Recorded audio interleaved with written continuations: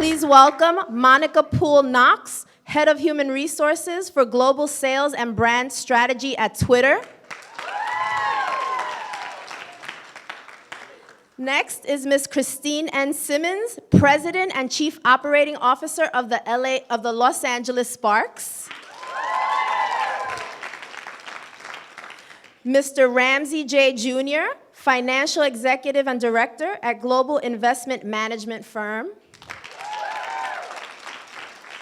And last but certainly not least, Ms. Janice Fredenberg, People Strategist at Sapiens, ability to command a room in a variety of ways. There are 3 pillars to executive presence: gravitas, communication, which we've been talking about all day, and appearance. Gravitas is the feel you give when you step into a room.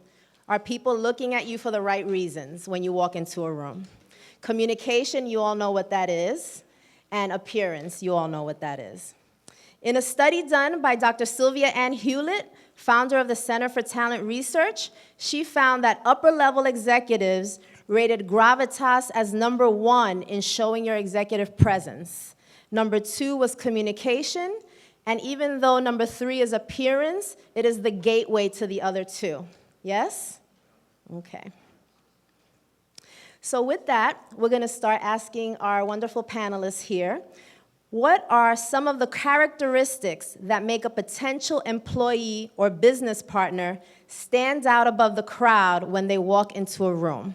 So Irene, if you wouldn't mind starting. Hi, can you hear me? Is this on? No, that one isn't. Okay, we'll try yours. Figure it out. All right, there you go. So what is gravitas? That was the question? Well, what makes a potential employee or business partner stand out above the crowd when they walk in to talk with you? So it all starts with energy. Energy is the number one thing that I look for, and this young lady has a lot of it, and then whoever was in here before that was getting you guys all pumped up, she had a lot of it too. Energy is something that I look for in any executive, whether I'm hiring or I'm working with somebody. I do a lot of executive coaching for executives, and I look for energy. And energy comes from within, and energy is also part of something you tell yourself. It's a mental state. And you have control over that mental state. I think it's important for people to realize, regardless of background, where you come from, economic conditions in your life, personal conditions in your life, you have the power to mentally put yourself in a place of energy and positivity. And that comes across in communication and executive presence. Thank you. Does anyone else want to tackle that one?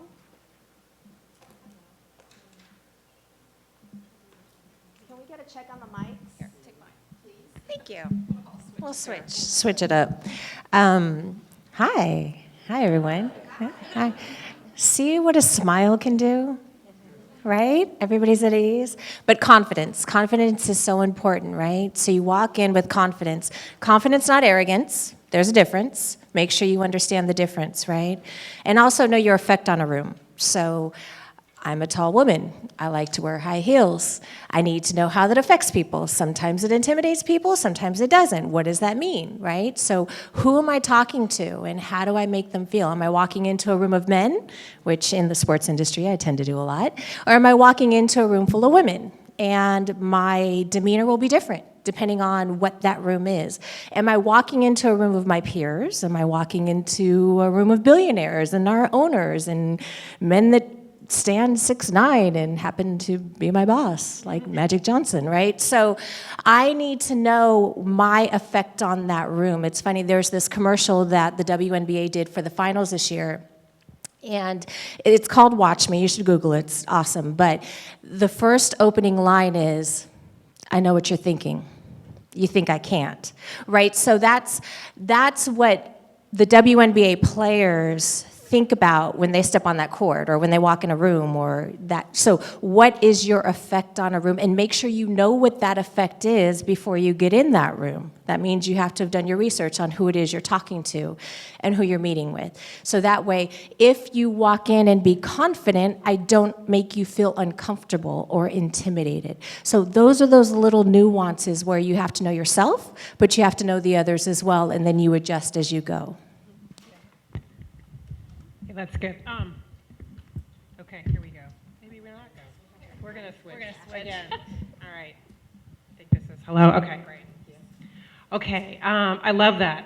That was great. And I'm going to take this too from I'm in human resources. I've been a human resources professional for a while, and I have spent many years recruiting students, talking with students from campuses from all over the country, from HBCUs, from HSIs, all over. I myself went to UC Santa Barbara, a lot of schools, and here in California, and I did my grad work at Texas, so pretty much all over. And I'll take it from the perspective of an employer, because I know that's kind of where you are right now in your life place. And I would say that you communicate to that person. When you walk into a room and you're a candidate, say you're going in for an interview, you're telling them what to think of you. And let's be real, right? We're going to be real today. I see some beautiful brown faces in the crowd. All of you are very young. I can see that, which is beautiful. And we can put gender stereotypes, we can put anything on it, right? Let's just, New York, California, right? We can all think of stereotypes associated with many different demographics. And just know that there are going to be times when people already have an idea of who you are. But you command what that message is by the way you walk in that room. And I always look for eye contact. And I think a lot of times people coming right out of colleges don't realize how important that is. I don't care if you're meeting with the president. You look this person in the eye and you smile. And that says a lot about you. I also think that part of gravitas is being prepared. You know, you've done your homework, so you can put your shoulders back. You know that there's nothing they can ask you that you really can't answer. And even if you can't answer it, you can say with confidence, I hadn't thought about that, or I'm not sure about that. Let me get back to you.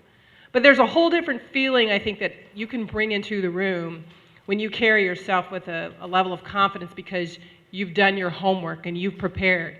You can go on LinkedIn now, you can look at anybody's profile and background. You can look up any company. And when I talk with students in an interview, I expect that they've done a little bit of background work on myself and others that they may be talking with, as well as the company. So I would say, be aware of what stereotypes people may have or not have of you walking in the room. Have eye contact, smile, and do your homework. And that's a huge part of how you show up in that situation. Thank you. We spoke a lot about this in one of the breakout sessions on emotional intelligence. Were any of you in that room? That's exactly what these ladies are talking about, emotional intelligence. Can you read the room? Do you know what people are thinking about you? And then how do you change your message as a result of what you've read in that room and in the faces of the audience?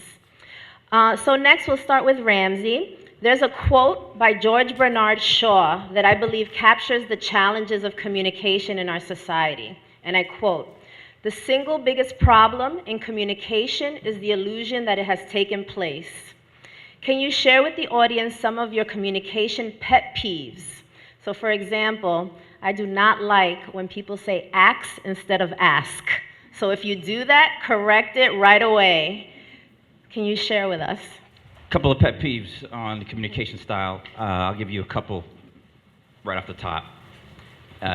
One is not understanding the magnitude of the moment, right? And so the understanding that here we are at 7:30 at the end of a long day, but for all of you sitting here, this could be your moment. Understanding that the significance in the moment of meeting somebody who is where you want to be could be the moment that opens a door that may have been closed for you for 18, 19 years, and you happen to sit next to that person at that conference, get that card. This moment can transform the next moments of your life. And understanding that when you communicate will change the way you communicate. That means it's not just passive eye contact, it's sincere eye contact. I am connecting with you in this moment right now. Key. Now, if we get more into rhetoric and actually talking language and what you use, I call them qualifier words. Those are the wells, the ifs, the maybes, the somedays. Those need to be absolutes. I'm going to be the next Ramsey J. Tonight is my moment. So I think qualifier words are very something to be sensitive to when you're using the wells, the ifs, the maybes. You're also suggesting to the person you're talking to that you may not have the absolute confidence in your ability. That's not overconfidence, that is confidence in your ability to be who you say you may want to be next time you get a chance to be in this seat next year. So I think understanding how you're speaking, by using qualifier words is something to be very sensitive to, but I think more importantly, understanding the magnitude of the moment, that every time you have an opportunity to introduce yourself, to tell your story, don't underestimate who may be receiving that message, and communicate every time like that could be the person that is your moment to the next opportunity. Janice, can you take that to the next level and talk a little bit about body language as a type of communication? Body language is very important because it really shows your attention and being present in the communication and the conversation. Is your mic on? Hello? Okay, better. Sorry. You see, this is body language right here. How did I handle this situation? But again, for those of you who probably didn't hear me, it's really being present, right? Showing that presence, showing that you're into what they're saying, that you're engaged. One of my pet peeve, right, is in meetings, and I actually heard this in a conference a few months ago, is when you think you're multitasking, right, and you're in a meeting, and you're not paying attention to what's being said, you're not really multitasking because you're not really paying attention. Mm-hmm. And that is well said in your body language. That's if you're on your phone, not really engaged to what's going on, and wandering around with a wandering look possibly, not giving eye contact. It's so important when you're out there, when you're in interviews, when you're in meetings, because at some point you're going to be in a meeting, even in your student leadership meetings, right? If you guys are all student leaders and you're on your campuses and you're having these different conversations and you're not really paying attention, it's so well known in your body language, and that's so important when you're out there. Thank you. Does anyone else have any comments on communication, be it verbal or symbolic? I think you have to know your strengths and weaknesses. And I'm a driver. I want to get done. Let's go. And I can be very concise and direct. And so even in my email communication, I will say what I need to say. Hey, can you give me that thing? And then I'm like, stop, go back to the front. Hi, how are you? How's the family? But in an authentic way, and really ask what's going on. And I had to stop and check myself, because I have so much going on, and I have so much that I need to get done, and I want to get it done quick, but I also don't want to lose the rapport that I have with those whom I'm working with and who I am there to inspire and empower. I ask a lot of my staff, and so I have to make sure that they feel respected and that I am invested in them. And so we talk about magic moments. He's my boss. But, whenever you're going to hear a lot about magic. But he is a prime example of, I'll never forget when I was working for him back in 2009, I had started working for him, and we were trying to get to a bunch of meetings. We had all these meetings with these executives at various corporations that we were going to do partnerships with.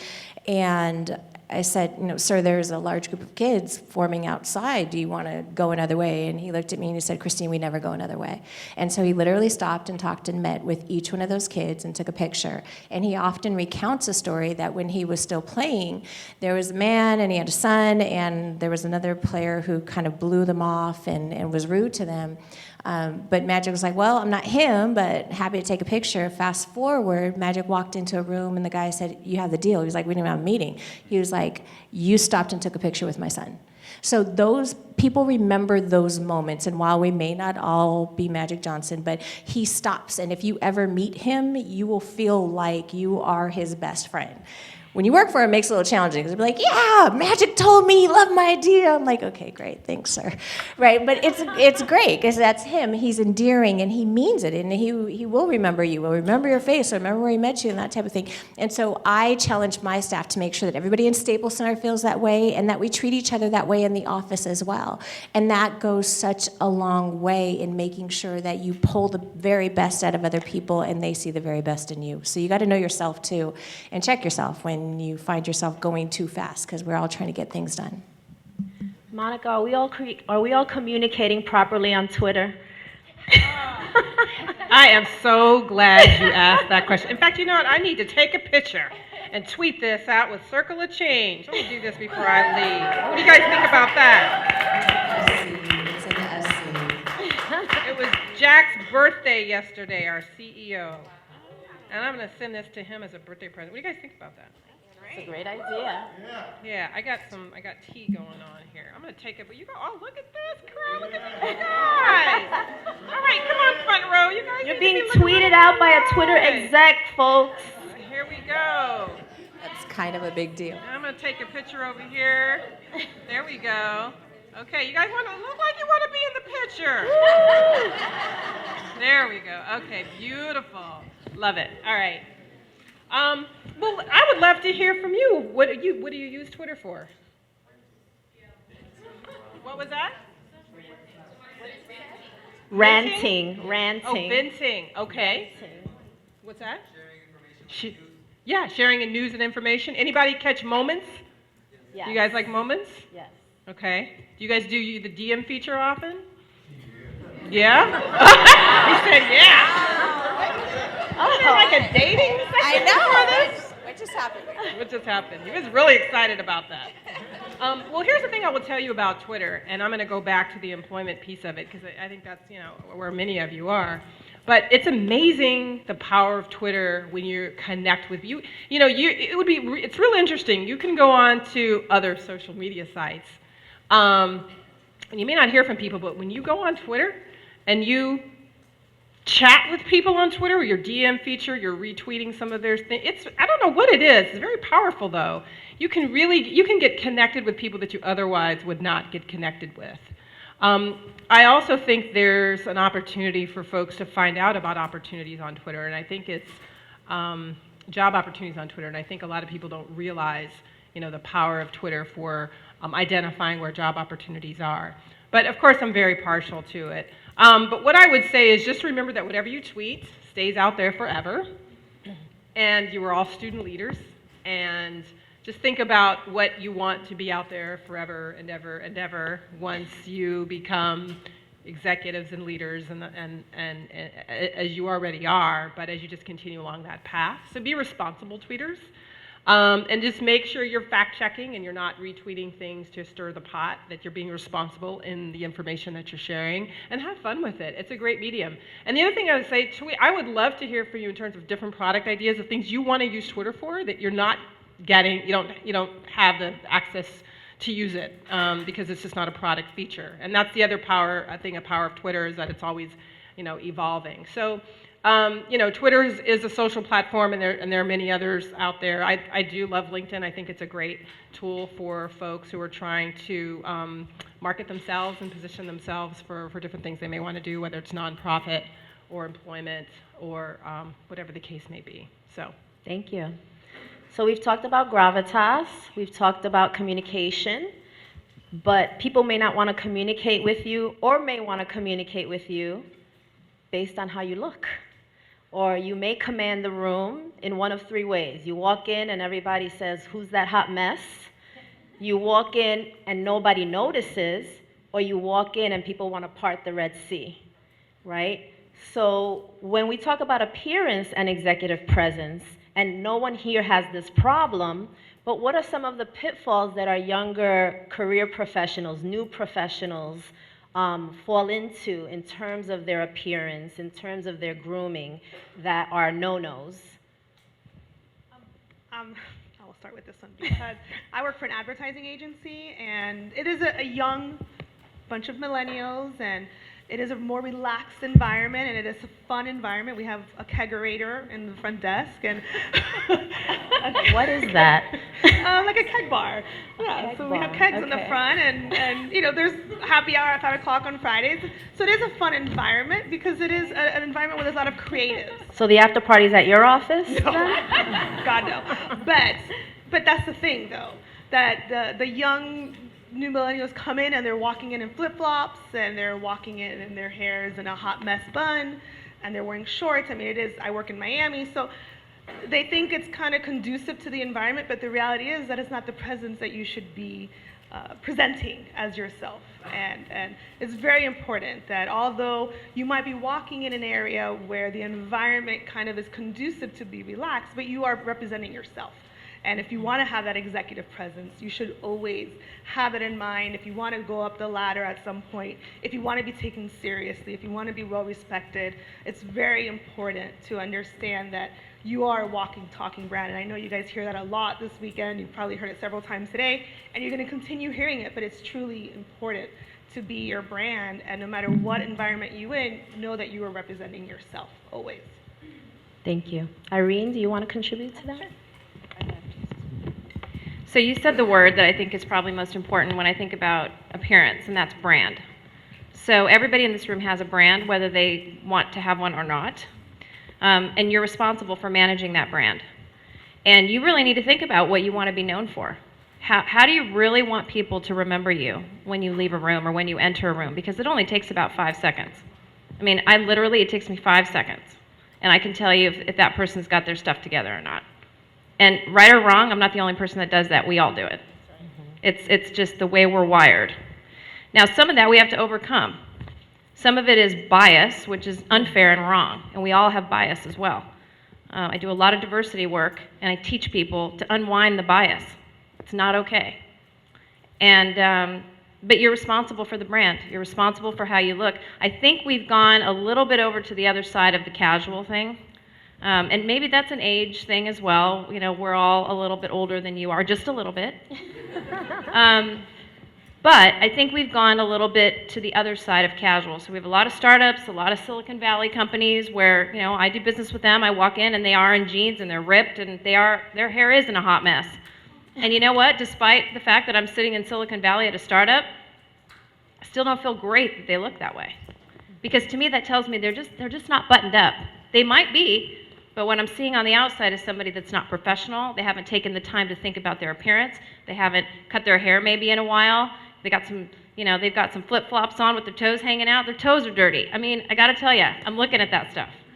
So know your brand, know what you wanna stand for. And by the way, people think, oh, I gotta go spend a bunch of money on clothes. That is not true. You can go to a Kohl's, you can go to a Target and look like $1 million. So it's not about money. It's about how you put it together and what you wanna be all about. And it's about preparation. If you know it's casual Fridays in the summer, have a nice wrap dress or an extra tie and white shirt behind your door in case the president calls you for a meeting. You just have to be prepared. Did you want to say something, Yep. Ramsey? I think Irene was right on, but I think the other thing I would just add to that, when we talk about brand, I certainly would suggest that your brand isn't just manufactured when you're on the clock. What does that mean? It means your brand is also with you when you go home and it's with you on the weekends. And so I encourage you as students to be very conscious that some of the greatest brand enhancing opportunities you have are actually when you're not, quote unquote, on the job or in the classroom. It's those opportunities when people you don't think are watching might be watching or might be next to you or behind you, and that is one of the greatest opportunities to make your brand take a quantum leap forward when people think you might be off the clock, so to speak. So I would encourage you to be very conscious of all the conversation that we've had about your brand and your perception that you're putting off when you're on, but I'd also argue and be conscious when you're quote unquote off, because people are probably paying attention at that moment as well and taking very copious notes at that audience, not just the one that's on when you're on stage. Another point I would say is adjust to your environment, right? So when I was working at NBC Universal, if I was going to talk to corporate, I would be slightly more conservative. If I was going to the lot and talking to the film group, if I walked in a suit, they wouldn't hear me whatsoever, right? So you have to adjust, and it doesn't mean that you're conforming. It means that you are presenting yourself so that you can be received in the best light. Right? We all have different versions of ourself. You hopefully aren't going to wear the same thing to church that you wore to the club. I hope. Better not. So you have different versions of yourself, right? And so take your authentic self, and adjust for that environment. So I have wildly naturally curly hair, which I love my curls, and I wear them big and wild in one environment, or pull them back in a bun for another, or go straight for another. Those are all versions of Christine, which I love.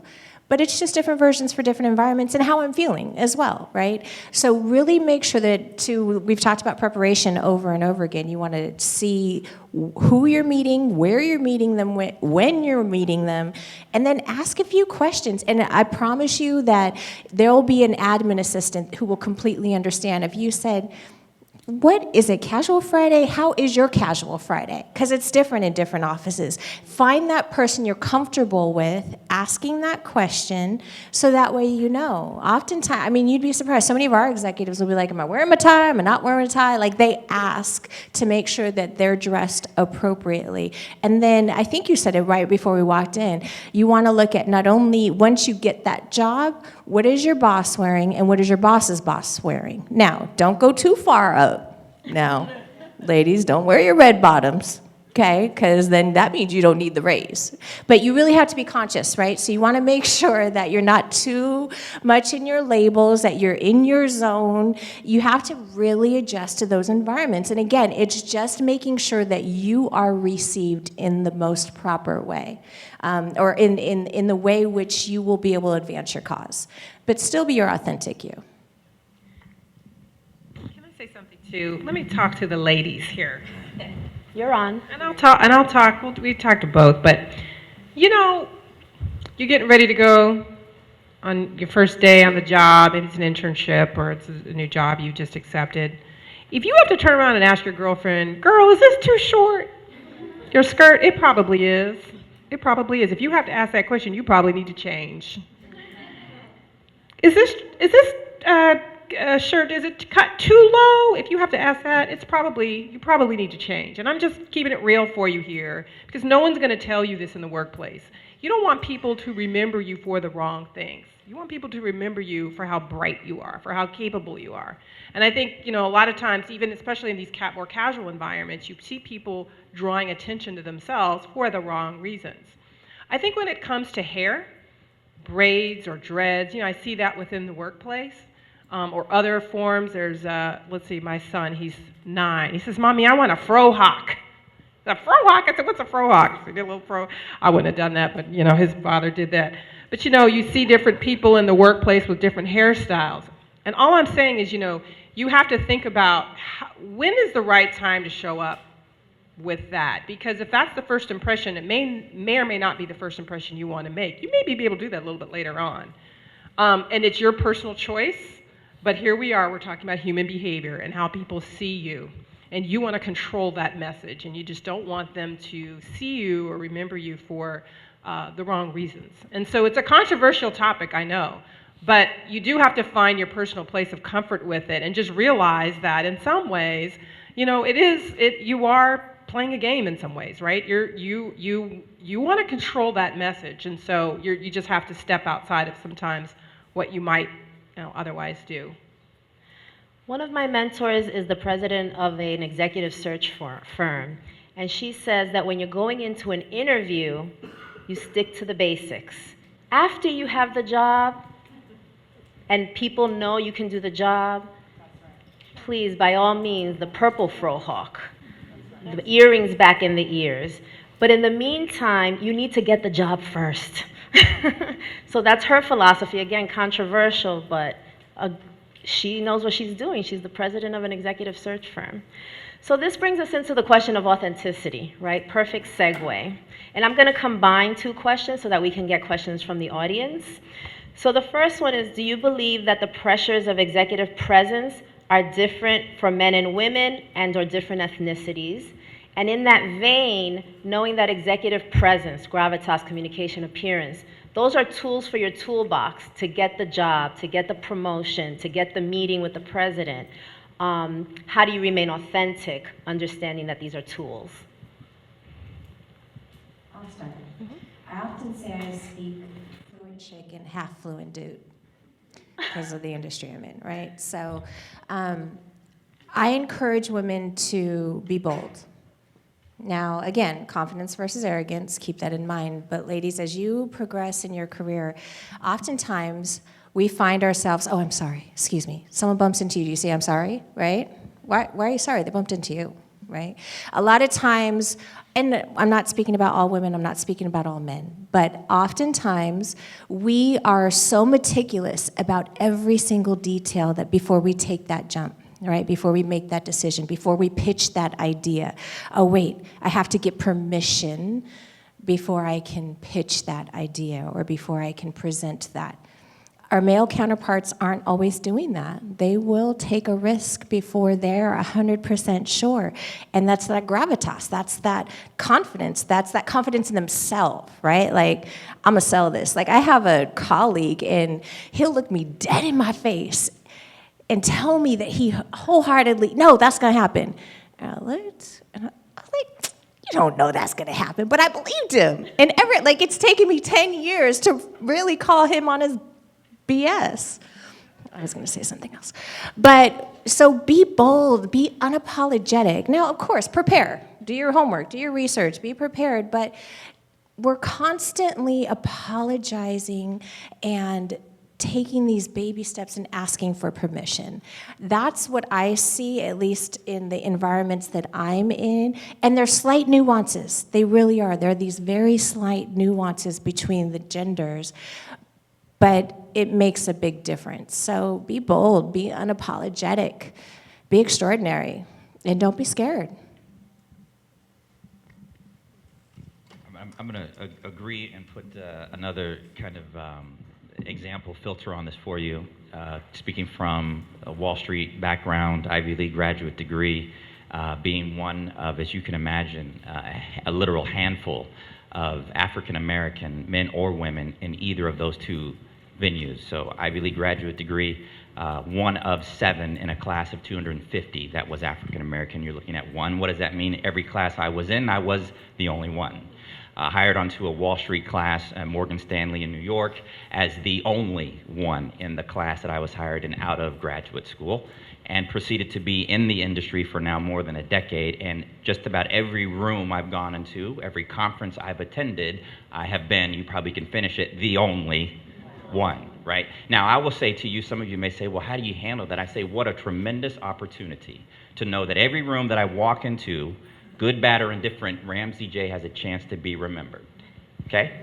Take that at face value on one hand, but on the other hand, if Ramsey J. knows I walk into a room of 150 people and I will be remembered, if I walk into that room prepared and knowing I'll be remembered, I just have auditioned in a way that very few other people in the room can audition. Advantage Ramsey J. Now, what am I saying to you? I'm saying to you that the ability to understand your value and what your asset is, in finance we call it your alpha ad. What is your alpha in a room like that? For me, it wasn't a disadvantage, it was corrected to be advantage. Last thing I'll say to kind of tie it together, I like to say that actually in certain arenas, not all, so I'm qualifying this, but especially when you're young, ignorance is an asset if you use it correctly. Okay, let me say it again. Ignorance is an asset if it's used correctly. So here's a true example. I get hired into the Wall Street firm, and I don't necessarily know. I'm the first in my family, the first from my background. I don't know, quote unquote, the codes of what you can and can't do, but I read in the hiring brochure that they have an open door policy. I actually mean, that means to me, if the door's open, I'll go in. Okay? Now you'll appreciate where I'm saying this from, because certain doors have certain names and certain titles on the front, but I took that as his door's open. It must mean that I can come on in and introduce myself. So what does the first guy, youngest analyst in the firm do? The first day goes up to the managing partner's office and introduces himself, and everybody says, Ramsey, you can't do that. I said, it's an open door policy. His door is open. And sure enough, he always remembered Ramsey J. Okay? Now, I wasn't going in there acting out of character of sorts, but I wanted him to know who I was. And the only way I knew how to do that was to walk in and introduce myself. And I was ignorant to the fact that I wasn't allowed to do that. Okay? You just heard Christine talk about being bold, right? There's a qualifying way to be bold, and I think knowing your role, knowing what role you want, and making sure people know who you are, earlier in your career, you can get away with more of those, I didn't know, but you start getting to be 10, 15 years in the game, you can't play that card. But for now, you're in a developmental role. I'd say if the CEO is walking by, you should say, sir, do you know who I am? Okay, this is real. I'm saying that because you can do that in this position you're in now and take advantage of that. That's asset you if you know how to play your card. So I want to comment on something that happened to me this week. So I was at Adobe. You guys know what Adobe is probably, right? Yeah, so I was at Adobe. So they were basically interviewing me to do coaching and leadership development work for them. And at the end, they said, we have a question for you, and our boss asks us this every day. I said, okay. They said, "What's your superpower?" I said, "What?" I said, "What's your superpower?" I said, "Well, I've never really thought of it that way," right? And it was really a good question, and I answered it very quickly, okay? So what I would challenge you on this whole notion of authenticity is each one of you are created in a very unique way. Not any one of you in this room, not any one of us is wired exactly the same, okay? You all have very unique talents and gifts that you bring to the world. Your job in finding your future job, your career, your passion, is unlocking those things that you have that nobody else has and taking them just as high as you can take them. But if you don't know what those are, it's really hard to do. You have to know what your superpower is. I have 2 kids. I have a 19-year-old son and a 19-year-old stepdaughter. My 19-year-old stepdaughter is struggling because she cannot figure out what she wants to do with her life. She can't find her superpower. She has it. I already know what it is, but she hasn't uncovered it for herself yet. And it sometimes takes a lot longer than you would like it to, but you got to start working on it now. You've got to start doing internships. You've got to start networking. You have to start meeting people. You have to start dipping your toe in 55 different things just to test it out. I sat in a public relations office for a summer and I hated it every single day. But when I left college, I thought I wanted to be in PR. Thank God I did not pursue that career. I would have been very unhappy writing copy every day. That's really what I thought. I thought PR was very different than it was, right? So you've got to find out what you're good at. You've got to find out where you can apply it. But I just want to say every single one of you have a gift to bring to the world. You've just got to figure out what it is. You're not going to tell us what the superpower is? You opened the door. So I did. I opened right up. So my superpower is I have an incredible passion around helping people maximize their potential. And somebody was saying about it has to be in your life and in your work. That is very consistent for me. So the way I see myself is I want to help my husband, my children, my friends to be the very best that they can be by helping them and serving them in any way I can. And that's exactly what I do with my employees, and that's exactly what I do with my clients. And it just looks different. Sometimes it's through coaching, sometimes it's through women's programs, sometimes it's through leadership development programs. But it's very consistent, and it's very much part of my intention, which is to serve. And so that's what I gave them as my superpower. So Thank you for, humoring me. So we'll take some questions. I know you guys have some questions. Like, how do we meet Magic Johnson? Buy a ticket to the game. Any questions?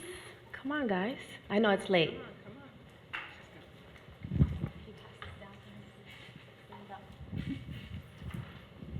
Good evening. Thank you for being here and inspiring us with your words. My name is Gloria Alonso, and I'm from Cal State Fullerton. And my question was, on those days that you're just feeling not like your best and just very insecure, how do you deal with those days? Or what's like a mantra or like a quote that you think of? Or how do you get yourself through those days?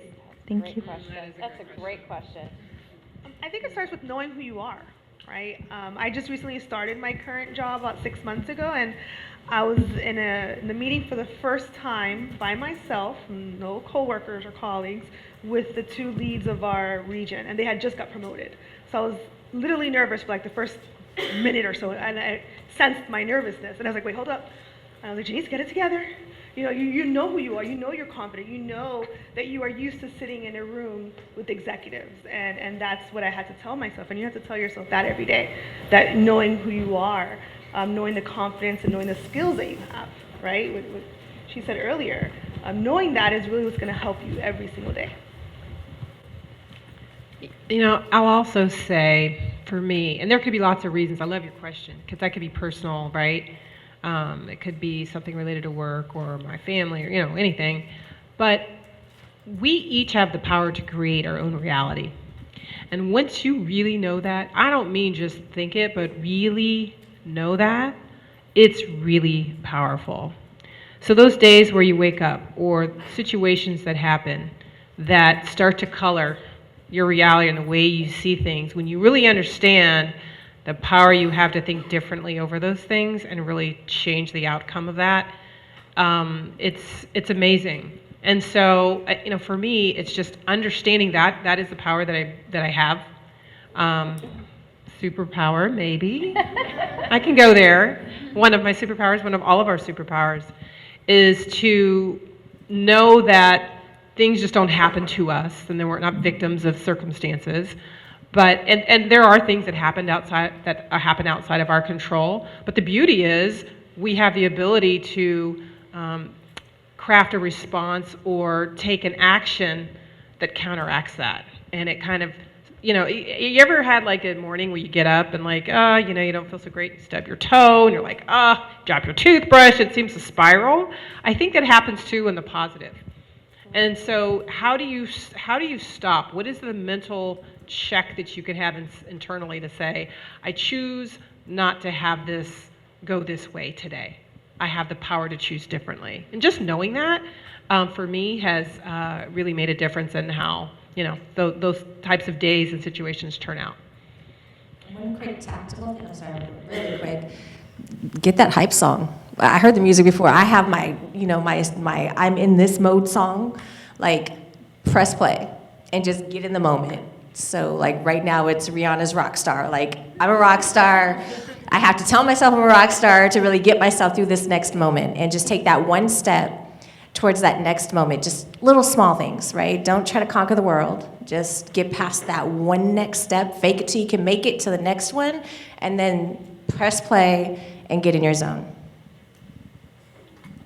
I love that, and I love this question because I think it's a universal question for all of us to think about and have an answer, so I applaud you for even asking it and giving us a forum to share our thoughts with you. Two things because of now what Christine just said. One is, anybody been to Beijing and ever visited the Great Wall of China? If you haven't, think about the perspective of a wall that's actually longer than the width of the United States of America. So LA to New York, this wall is that long. Built in the Ming Dynasty 4,000 years ago. It stood generations and generations. If you ask wise men, how did they build that Great Wall? They will say, in another way, what Christine just said. They said they built it one brick at a time. They weren't overwhelmed with the task in front of them. They were overwhelmed with the little one they had to do today. And then they did one tomorrow. But when they looked back, the foundation that they built, because of how they built it, was strong enough to handle the trials and tribulation that came. That's a life lesson, not just a Great Wall lesson. That's a life lesson for all of us.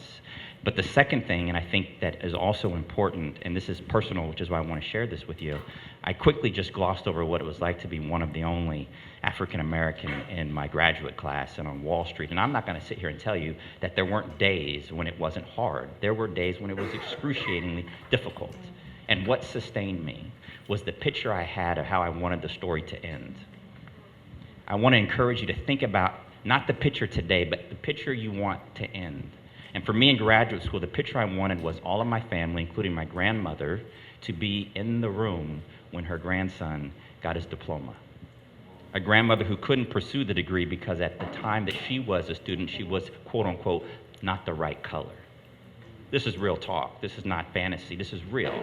3 generations ago, my grandmother couldn't even pursue an education. 3 generations later, her grandson graduated with an Ivy League degree. Okay? So, while I appreciate the applause, I want to flip the applause back to you and say that story isn't just my story. That's actually everybody's story in this room. Somebody came before you and laid a foundation upon which you have a chance to get an education at one of the top institutions of higher learning. Don't look at it as a challenge. I say, what an opportunity. Every day you get a chance to go somewhere where people have one objective, and that is to educate you. Your objective is to find the resolve that says, I want the story to end, and you fill in your blank. Who do you want in that room when your name is called? And you pursue each day accordingly.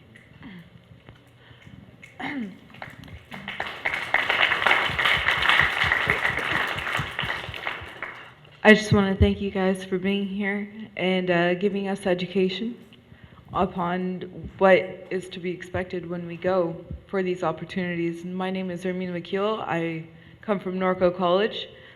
So here it goes. I started the hijab only 7 months ago.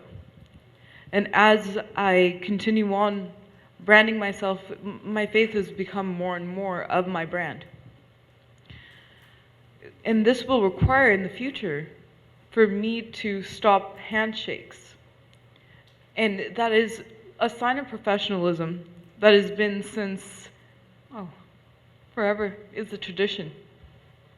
So I want to ask, how important is it for a handshake? And if I were to continue on branding myself, webbing my faith in my brand, and to seize handshakes with males, but going for an opportunity, I say that, what would be the possible outcome, from your opinion? Well, I congratulate you for sticking to your faith and really sticking to who you are and honoring that. So you're going to be blessed for that. But as well, I worked in an environment where the man as well could not shake the hand of another woman, and really it was just saying it, right? Just being honest and saying, you know, I honor you, but I cannot hold your hand or shake your hand because of my faith. And that's it. And it's very simple. And you move on to the task at hand, which whatever that will be. And people should respect that. And I don't foresee a problem in the future for you. Perfect. Thank you so much. I actually have a comment to make on that. I think if you did say it, which I agree, transparency is good if it's important to you, that if they don't agree with it or don't like it, that it's probably not going to be a place where you're going to thrive. So it's about, you know, if they can't accept that, then you don't want to really work there anyway. Right? Very agreed. I just do not want to limit my opportunities, but I don't want to lose my brand. You may limit opportunities. I'm not gonna lie about that. You may limit opportunities because some people just will not understand.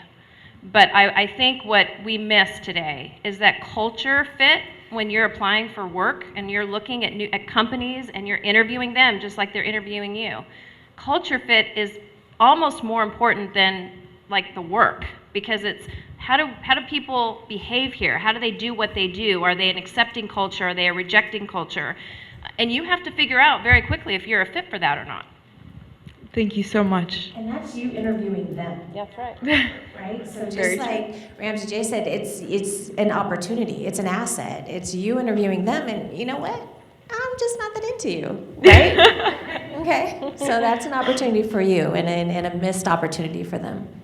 Thank The you other so thing, much. just to button hook it, I don't know how many times I would go back to this, but you only need one yes.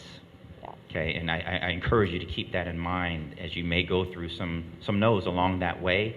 Remember, you only need one yes, and that one yes will lead to the next one, because at that point, your performance becomes your currency, right? Once you get your foot in the door, now it's going to be about, did you produce or did you not, right? And that will begin to be your currency for doors thereafter. But you only need one. And I want to say body language, right? We were talking about that a little bit earlier. Is, you know, you're not going to be rude about it. You know, so have a welcoming body language, but also with that dignity that you're expecting for them to give you back, because you cannot shake someone's hand. Thank you so much.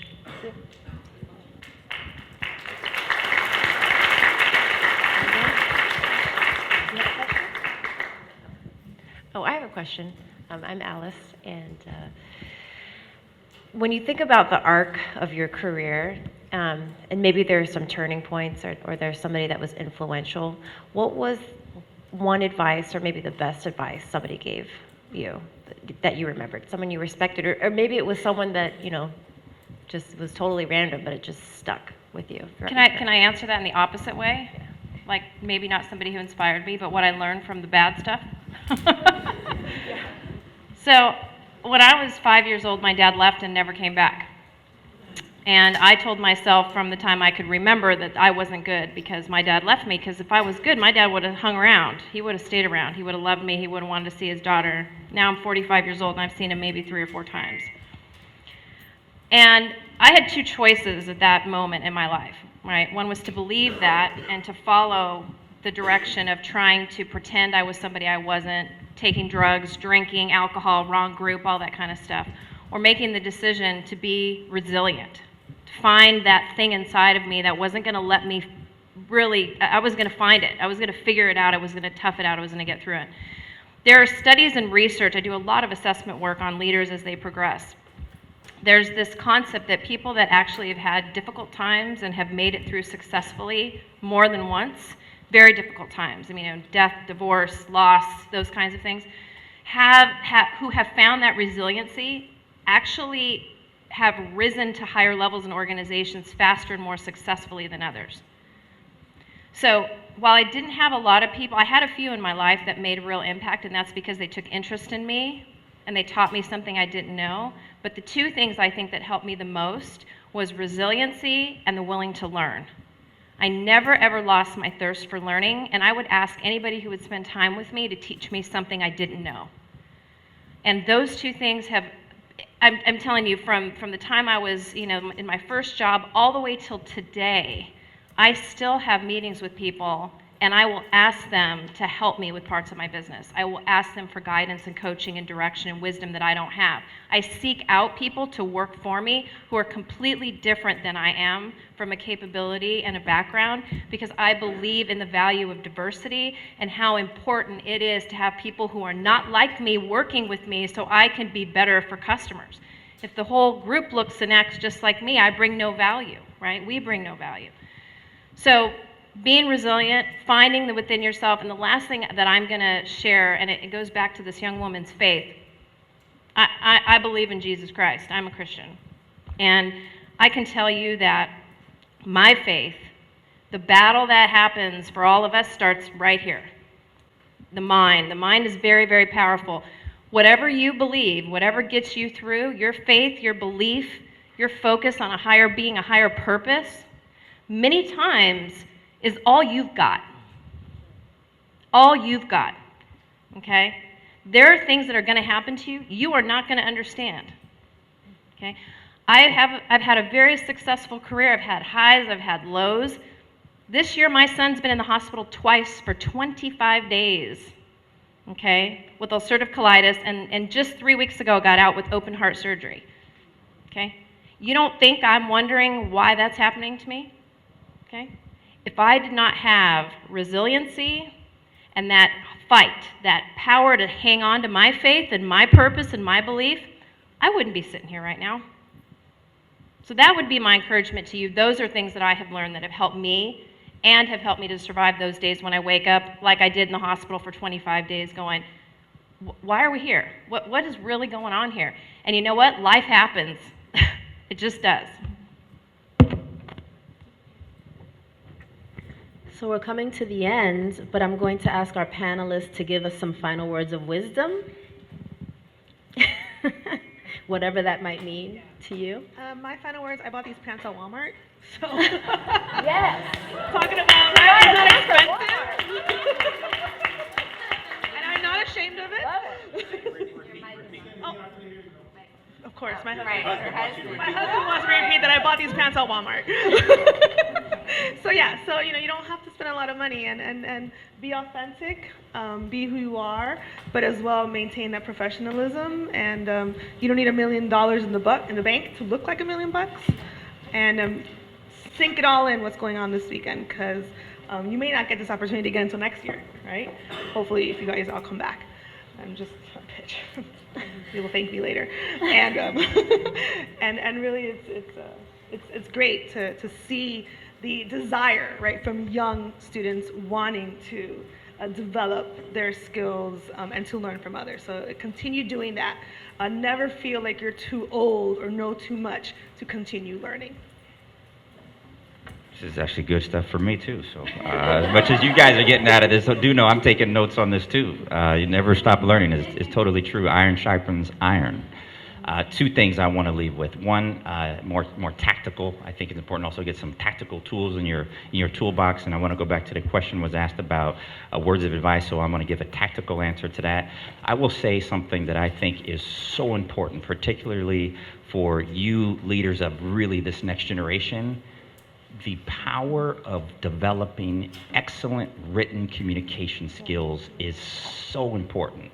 With the proliferation of our good friends at Twitter and Facebook that are getting so 140 characters, do it quick, do it fast, please let me implore you that big deals, significant transactions are still done with contracts and paper. And so the more that you're able to develop that skill within your traditional academic environment, please believe me, being able to be an effective writer, that's even an email, that's also in letters, is going to be an asset that you won't really appreciate necessarily till you get here, but when you get here and you have that in the toolbox, it's going to set you apart from the competition. So tactical toolbox for you right there. Big picture methodology, I'm huge on the idea of the power of dreaming. I am huge on the idea of allowing your mind to think of something extraordinary, and don't let anybody tell you you can't. Dream of big dreams, and then fundamentally have a methodology that I believe in the 3 Ps, I call it, when you dream. Number 1, if you have a dream, first you have to believe in your heart that it's possible, otherwise no one else is going to. That's your dream. No one can take it from you unless you give it to them. Second, don't be afraid. You're going to have to work extremely hard to make it probable. Notice I didn't say it's guaranteed to happen.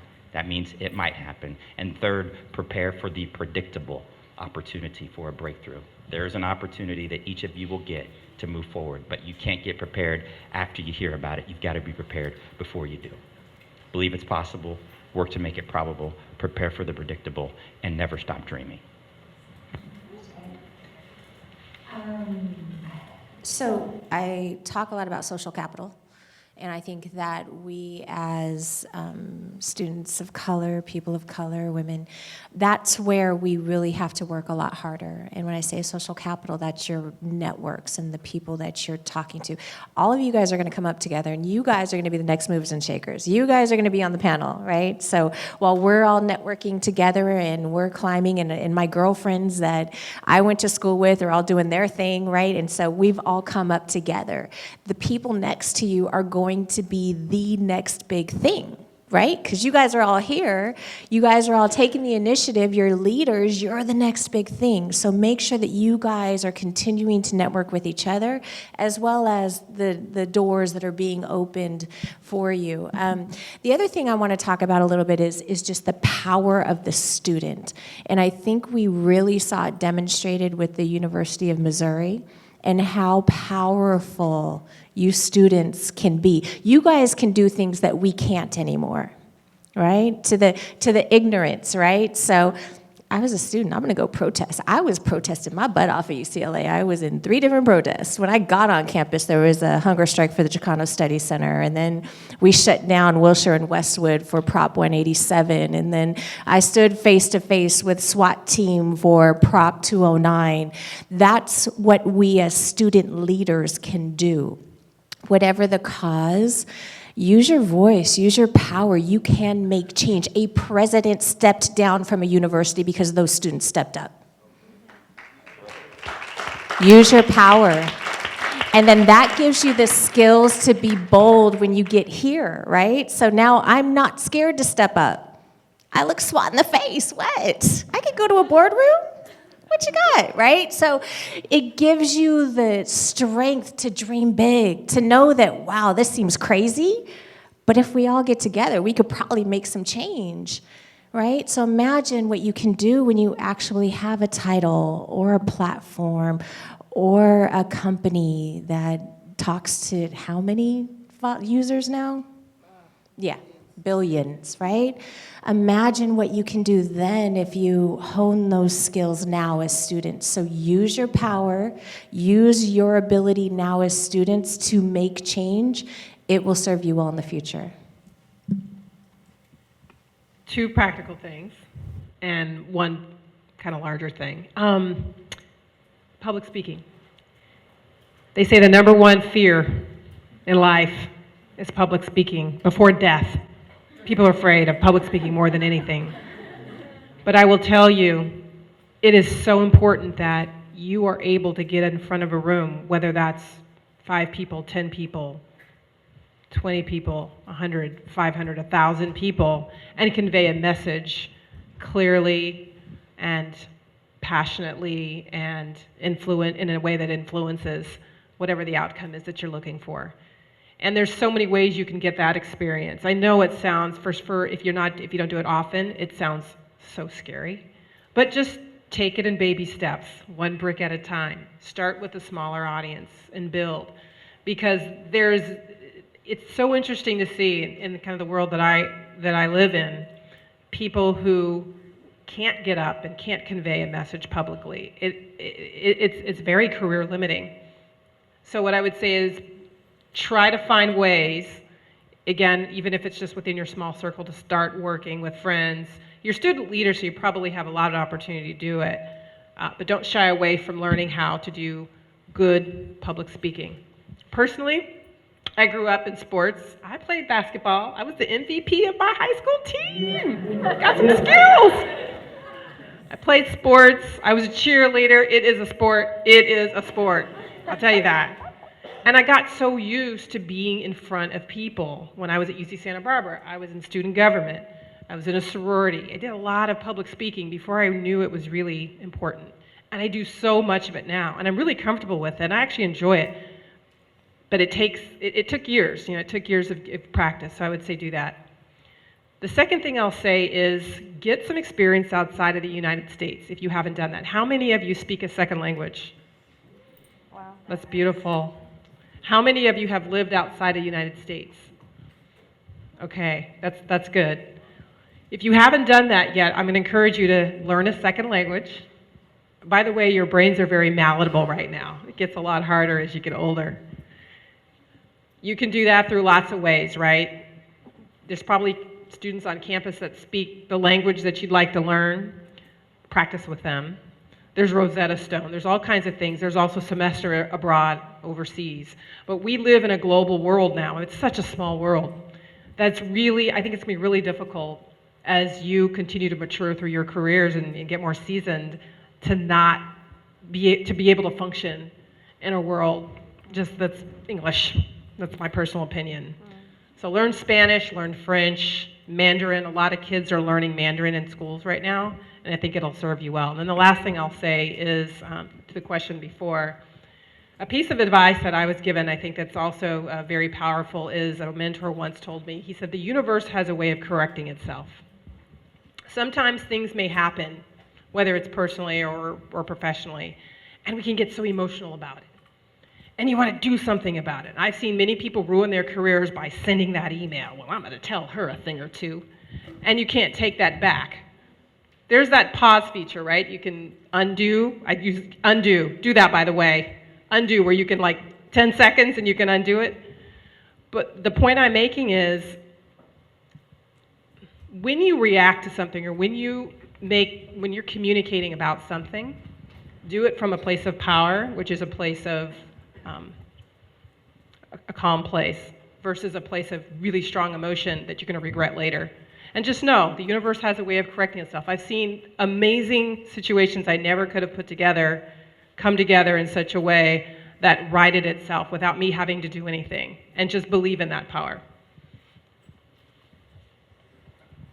So I think I've told you my words of wisdom, but one thing I will tell you is that when I graduated from college, I thought I was supposed to have a job as a VP or a president. That's what I thought was supposed to happen. And I'm probably the only person that thinks that way, but I really, really believe that I was going to get out of school and have a really big job. I thought in my head that's how it worked. So when I got out and I couldn't find a job, I was really discouraged. But then I realized that everybody starts at the bottom. Everybody. And once I realized that and I got my head around it, I was very discouraged, but I was okay. And the reason I was okay is I figured out no matter where I am, I've got to figure out what I'm going to learn. And it was always about what was the end game, right? Where was I going to go in the end? And then what do I need all along the way to get to the end game? So you may not get the best job you've ever dreamed of in that first job. In fact, you probably won't. But whatever job you do end up taking and getting, you need to figure out very quickly what you need to learn while you're there. In the job that you're doing today, and from the people around you. What do you need to pick up there that's going to get you to the next place? Then when you're there, what else do you need to get to the next place? Always be thinking about and it could be internally, and it could also be externally. It could be training. It could be going back to school. I didn't go back to get my graduate degree till I was in my mid-30s because I had children and I was working and I didn't have time. It took me that long, but I still did it. So recognize that you've always got to be thinking ahead of what you need to pick up in your backpack of tools along the way. It's really important. Well, it's been such an honor to learn from these people, yes? Can we get some applause? So we've come to the end of our panel. We saved the best for last. Josh, thank you. Yeah. Sure.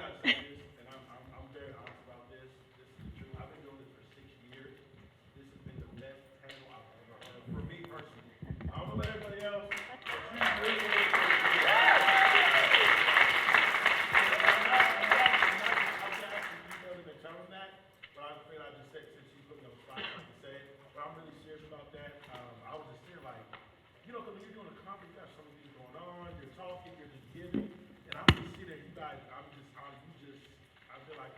shirt or something. But I just really feel filled up, and I know if I feel that way, I'm sure everyone else feels that way. This is late, but I just want you all to know that, you know, anyone got something, you just filled me all the way up today, and that's sincerely from the bottom of my heart. I'm serious about that, not just saying that. I really, really honestly mean that. So just thank you guys so much, and all that good stuff. All right, everybody. Thank you guys so much. Listen, Wale's got Wale. I'm thinking Wale, DJ Wale. We got a little music for you guys to fill some literature out with. We couldn't find Rockstar, Mama, so we playing.